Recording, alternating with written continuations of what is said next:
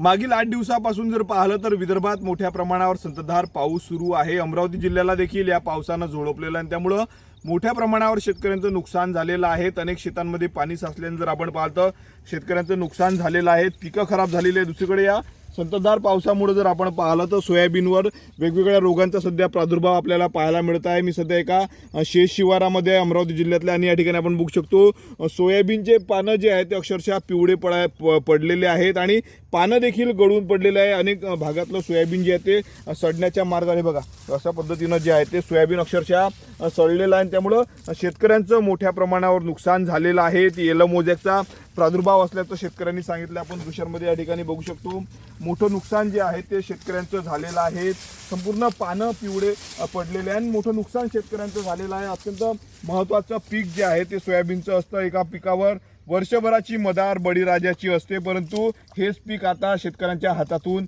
जाण्याच्या मार्गावर आहे। कपाशीचं देखील मोठ्या प्रमाणात नुकसान झालेलं आहे।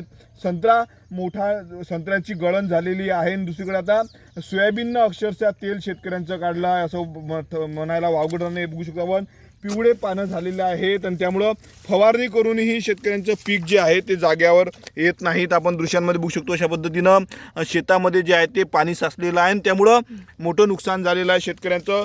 सोयाबीन पीक जे आहे ते त्याचं नुकसान शेतकऱ्यांचं झाल्याचं सध्या आपल्याला या ठिकाणी पाहायला मिळत आहे। स्वप्नील उमप, TV9 मराठी, अमरावती।